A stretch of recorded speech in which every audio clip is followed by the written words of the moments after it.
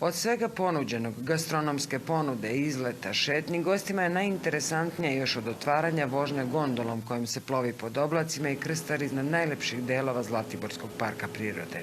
Ja sam ovde drugi put i prvi put baš sviđao mi ovo, izvinite, ja malo još loše pričam srpski i danas mi ovde sa porodicom. Odlično, na Zlatiboru ne može da bude drugačije. Osim gondole, kako provodite vreme? Pa šetnja, uglavnom u šetnji.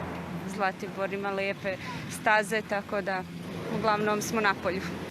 Šetnja je idealna i za stare i za mlade, od nedavno i Miljko iz Beograda i Gavrilo iz Valjeva.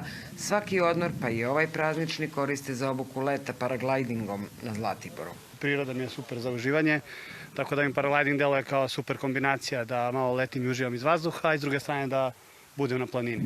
Ja sam rođen u Beogradu, a detinjstvo sam provodio ovde. Već ceo život želim da letim i sada se ostvario moj san da mogu da letim ovde na Zlatiboru. Ima dosta sunčanih dana i ovakvih brda, kako da ih nazovem, bez mnogo prepreka. Znači, to nam je izuzetno važno za te prve korake. A što se tiče gore letova sa Čigote i Zlatibor iz pičije perspektive, fenomen.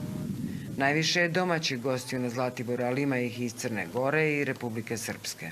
Popunjenost kapaciteta je trenutno nekih 85%. Prvo je veće interesovanje i prvo se pune hotelski kapaciteti, pa zatim privatni smeštaj, ali kreveta za one koji se još uvijek nisu odlučili da dođu na Zlatibor ima na raspolaganju, tako da mogu izvršiti i kasnu rezervaciju i odlučiti se da posete Zlatibor. Zbog lepog vremena pod Zlatibora kreću i meštani okolnih mesta, saobraćaj pojačanog intenziteta, više i saobraćajnih kontrola, a i zbog sebe i zbog drugih vozačima savjetujemo opreznu vožnju.